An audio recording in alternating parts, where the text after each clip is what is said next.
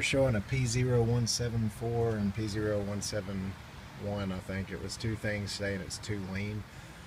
So it usually means that somewhere there's a vacuum leak or it's sucking in air from the intake. So I just hook a fog machine to a pipe, get some saran wrap around it, and you can look and see, and I'm surprised I didn't see this without this, but it made it a lot easier.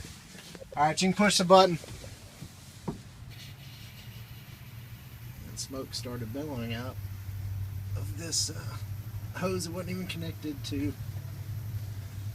the valve cover at all. So it was pretty easy to figure out which one wasn't connected.